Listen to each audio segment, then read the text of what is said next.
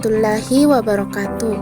Saya Samsinar dengan NIM 091 058 022 3003, mahasiswa Prodi Pendidikan Bahasa Indonesia semester 2. Bab 6. Saya akan menjelaskan materi mengenai gerakan kerjasama dan instrumen nasional pencegahan korupsi. Adapun materi di dalamnya, yang pertama, pendahuluan. 2. Gerakan kerjasama dalam memberantas korupsi di dalam negeri. Dan yang ketiga, instrumen nasional pencegahan korupsi. Silahkan disimak. 1. Pendahuluan. Korupsi merupakan salah satu masalah serius yang dihadapi bangsa Indonesia. Korupsi dapat menghambat pembangunan nasional, merusak demokrasi, dan menciptakan ketidakadilan sosial. Oleh karena itu, upaya pemberantasan korupsi harus dilakukan secara komprehensif dengan melibatkan berbagai pihak, baik pemerintah, masyarakat sipil, maupun sektor swasta. Salah satu strategi penting dalam pemberantasan korupsi adalah melalui gerakan kerjasama dan instrumen nasional pencegahan korupsi. Gerakan kerjasama ini bertujuan untuk membangun sinergi dan kolaborasi antara berbagai pihak dalam upaya mencegah dan memberantas korupsi.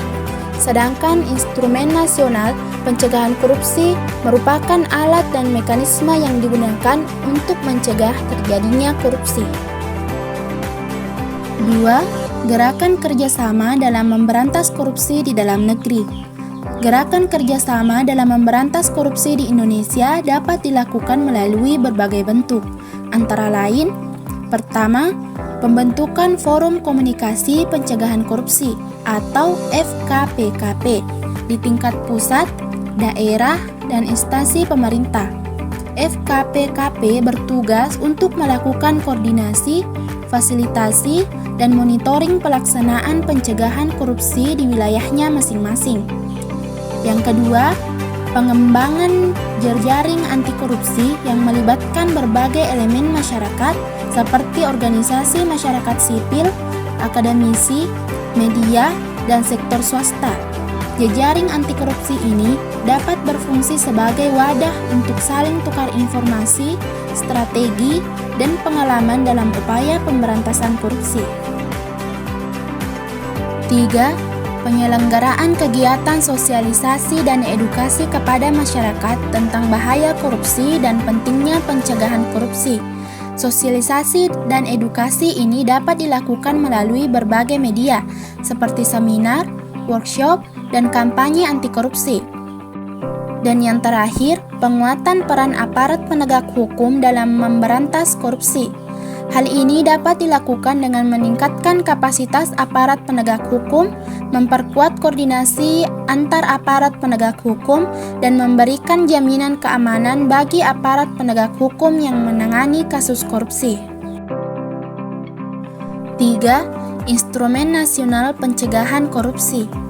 Instrumen nasional pencegahan korupsi di Indonesia terdiri dari berbagai jenis, antara lain: pertama, undang-undang dan peraturan perundang-undangan yang mengatur tentang pencegahan korupsi, seperti Undang-Undang Nomor 31 Tahun 2019 tentang pemberantasan tindak pidana korupsi dan Undang-Undang Nomor 30 Tahun 2002 tentang Komisi Pemberantasan Korupsi. 2. Kebijakan nasional tentang pencegahan korupsi, seperti Strategi Nasional Pencegahan Korupsi atau TRANAS PK tahun 2016 sampai 2020. 3. Lembaga dan institusi yang bertugas untuk mencegah korupsi, seperti Komisi Pemberantasan Korupsi atau KPK, Ombudsman Republik Indonesia, dan Badan Pengawas Keuangan atau BPK. 4.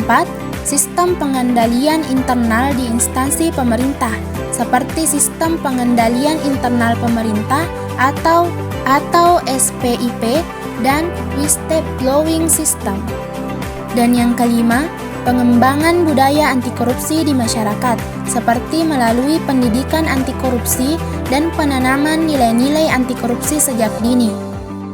Penerapan instrumen nasional pencegahan korupsi secara efektif dan konsisten merupakan kunci untuk mewujudkan Indonesia yang bebas dari korupsi.